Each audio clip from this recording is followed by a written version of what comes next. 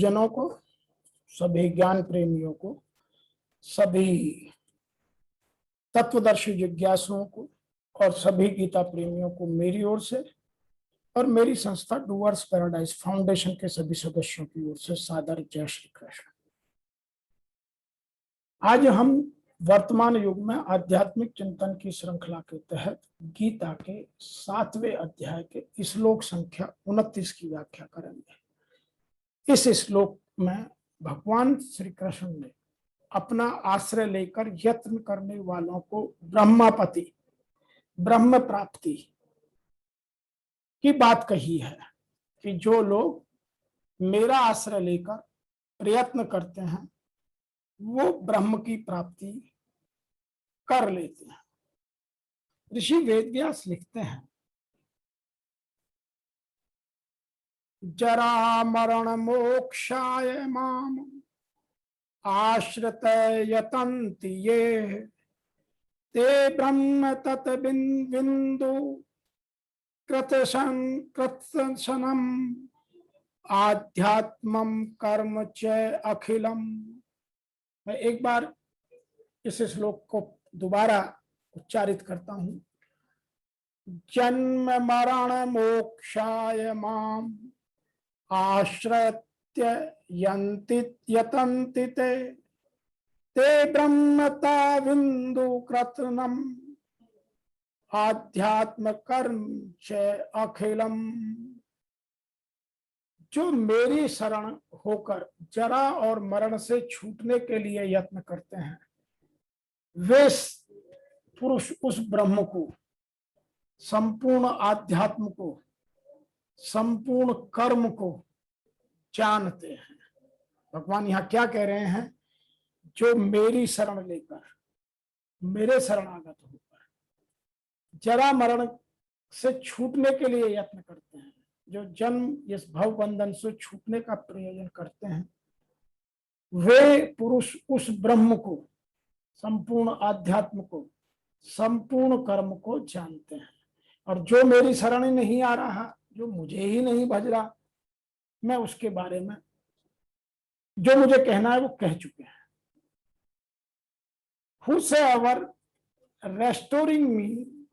restoring to me strive from liberation from decay and death, they realize in full that Brahman, the individual self and all actions. Some people are describing this shloka in a different manner. They spell out those who want to free themselves from decay and death and seek refuge in me. Very important aspect is seek refuge in me. They know about the Brahma, about the individual Atman, and about action in its eternity. It means they know all these three things very clearly: what is Paramatma, what is Atma, and what is Karma. They know these three things specifically, clearly, lucidly, loudly. So we have to understand this shloka. यहाँ दो बातें समझने की हैं और जानने की हैं। नंबर एक, भगवान स्वयं कह रहे हैं, जो मेरी शरण होकर जरा मरण से मृत्यु पाने के लिए प्रयत्न करते हैं वे पुरुष उस ब्रह्म को, संपूर्ण आत्मा को, संपूर्ण कर्म को जानते हैं। अब इसी क्रम में कुछ आगे भी भगवान कहना चाहते हैं तो उसे 30वें में बात करेंगे, लेकिन यहां मैं एक बात और कह दूं। क्या कहना चाहते हैं, जरा इसको कुछ और ज्ञान से समझा जाए और आध्यात्मिकता से समझा जाए। जन्म, मृत्यु, जरा तथा रोग इस भौतिक शरीर को सताते हैं। देखिए कितने गीता में गूढ़ता है, रहस्यवाद है। आत्मा को नहीं, ना जन्म, ना मृत्यु, ना जरा, ना रोग, ये आत्मा को नहीं सताते, ये शरीर को सताते हैं। और शरीर भौतिक होता है तो ये भौतिक शरीर को सताते हैं, आध्यात्मिक शरीर को नहीं। आध्यात्मिक शरीर के लिए न जन्म है, न मृत्यु है, न जरा है, न रोग है। अतः जिसे आध्यात्मिक शरीर प्राप्त हो जाता है वह भगवान का भक्त या पार्षद बन जाता है और नित्य भक्ति करता है, वही मुक्त है। अहम ब्रह्मास्मि, मैं आत्मा हूं। यह कहा गया है कि मनुष्य को चाहिए कि वह यह समझे कि मैं ब्रह्म या आत्मा हूं, लेकिन कब? ये लेवल का अंतर है, स्तर को समझना बहुत जरूरी है। कुछ लोग सबसे नीचे स्तर पर रह करके यदि बोलेंगे अहम ब्रह्मास्मि तो मूर्खता है। हाँ, यदि आप उत्कृष्ट स्तर पर पहुंचकर आत्मा को बोलते हैं अहम ब्रह्मास्मि तो ये सत्य है। तो हम लेवल के भटकाव में रहकर अपने आप को गड़बड़ कर लेते हैं। होते हम सबसे नीचे लेवल पर हैं और बात करते हैं सबसे ऊंचे लेवल की। अरे जब तक हम अपने आत्मा का स्तर नहीं उठाएंगे तब तक हम इसके स्तरों पर नहीं समझेंगे। कोई भी बच्चा एक साथ पीएचडी नहीं कर सकता। पहले उसे पहली क्लास, फिर दूसरी क्लास, फिर तीसरी क्लास, समय समय उसके ज्ञान में उत्तरोत्तर वृद्धि होती है। ऐसे ही हमारे आध्यात्मिकता में समय समय उत्तरोत्तर वृद्धि होती है। हम प्रवेशिका के स्तर पर बात करने लगे हैं चरमोत्कर्ष की, यह हमारी मूर्खता है। तो यहां यह जो कह रहे हैं अहम ब्रह्मास्मि, यह आत्मा कह सकती है लेकिन अपने चरमोत्कर्ष पर जाकर। मनुष्य को चाहिए कि वह यह समझे कि मैं ब्रह्म या आत्मा हूं। जीवन का यह ब्रह्मबोध ही भक्ति है। जैसा कि इस श्लोक में कहा गया है, शुद्ध भक्त ब्रह्म पद पर आसीन होते हैं और वे दिव्य कर्मों के विषय के अलावा कुछ भी नहीं सोचते। और हम यदि संसार में लगे हैं, संसार के संबंध हमारा छूट नहीं रहा है और हम अहम ब्रह्मास्मि कहें तो लोग हंसेंगे। नंबर 2, भगवान की दिव्य सेना में रत रहने वाले, भगवान की दिव्य सेवा में रत रहने वाले 4 प्रकार के अशुद्ध भक्त हैं जो अपने अपने लक्ष्यों को प्राप्त करते हैं और भगवान से जब वे पूर्णता परमात्मा भावना भावित हो जाते हैं तो परमेश्वर की संगति का लाभ उठाते हैं। किंतु देवताओं के उपासक कभी भी भगवत धाम नहीं पहुंचते क्योंकि उनकी पहुंच ही वहां तक नहीं है। यहां तक कि अल्पज्ञ ब्रह्मभूत व्यक्ति भी परम धाम को प्राप्त नहीं होते। केवल ऐसे व्यक्ति जो परमात्मा भाव अमृत में कर्म करते हैं, माम आश्रित है, आश्रित जो इसमें लिखा है, तो जो मुझे मेरे आश्रित हो गए हैं, वो दूसरे पर भरोसा नहीं कर रहे हैं, वही मेरे को पा सकते हैं। ऐसे व्यक्तियों को परमात्मा के विषय में कोई भ्रांति नहीं रहती और वही सचमुच ब्रह्म है। जो लोग भगवान के अर्चा रूप की पूजन करने में लगे हुए हैं, अर्थात अर्चा में स्वरूप की पूजा करने में लगे हुए हैं या भवबंधन से मुक्ति पाने के लिए निरंतर भगवान का ध्यान करते हैं, वे भी ब्रह्म आदिभूत और उसके आदि के तात्पर्य को समझते हैं, जैसा भगवान अगले श्लोक में कहेंगे। जो 30वां श्लोक है वह भी इसी की कड़ी है। लेकिन यहां हमें कुछ चीजें और गहनता से, सजगता से हमें अर्जित करनी है। यहां एक शब्द आया है, कर्म चा अखिलम विदु।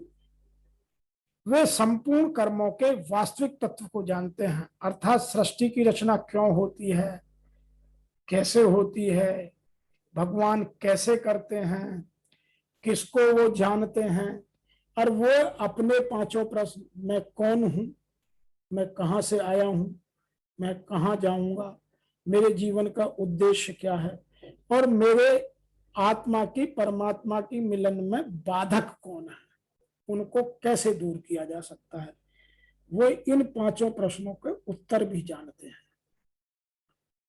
जैसे भगवान ने चारों वर्णों की रचना की, उसी रचना में जीवों के गुण और कर्म है, अर्थात उनके जैसे भाव, उन्होंने जैसे कर्म किए, उसके अनुसार शरीरों की रचना की गई। उन वाणी में जन्म होने से भगवान की तरफ से कोई संबंध नहीं है, इसलिए भगवान में कर्तव्य नहीं है, फलेच्छा भी नहीं है। तात्पर्य यह हुआ कि सृष्टि की रचना करते हुए भगवान कर्तव्य और फलाशक्ति से सर्वथा निर्लिप्त रहते हैं। ऐसे ही मनुष्य मात्र को देश, काल और परिस्थिति के अनुसार, ये तीन शब्द बहुत हमारे जीवन में प्रमुख रोल अदा करते हैं। देश, काल और परिस्थिति, इन तीनों को जिसने समझ लिया उसका जीवन आधा सफल हो गया। तो जो इन देश, काल और परिस्थिति के अनुरूप जो भी कर्तव्य कर्म प्राप्त हो जाए, उसे कर्तव्य और फलाशक्ति से रहित होकर करने से वह कर्म मनुष्य को बांधने वाला नहीं होता, अर्थात वह कर्म फलजनक नहीं बनता। तात्पर्य यह है कि कर्मों के साथ अपना कोई संबंध नहीं बनाना है। इस तरह उनके साथ निर्लिप्तता का अनुभव करना ही अखल कर्म को जानना है। तो यहां कर्म च अखिलम विदु की भाव यह है, जो अनन्य भाव से केवल भगवान का आश्रय लेता है, उसका प्राकृत क्रिया और पदार्थों का आश्रय छूट जाता है। इससे उसको यह बात ठीक तरह से समझ में आ जाती है कि ये सब क्रियाएं और पदार्थ परिवर्तनशील तथा नाशवान है, तथा पदार्थों की उत्पत्ति और विनाश संयोग और वियोग से होते हैं।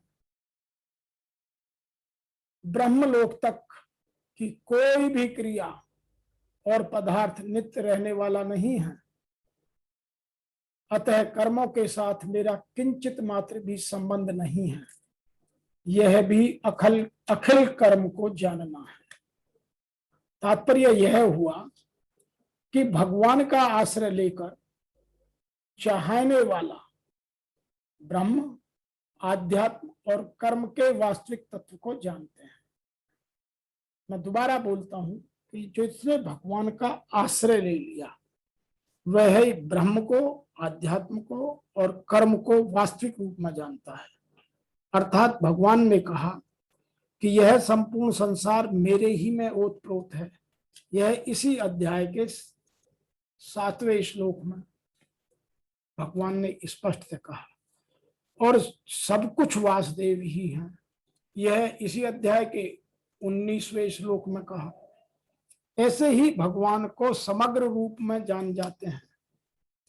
वे ब्रह्म, आध्यात्म और कर्म, इन तीनों को पूर्णतः भगवान स्वरूप ही मानते हैं। भगवान के सिवाय उनके लिए फिर कोई दूसरी सत्ता बचती ही नहीं है।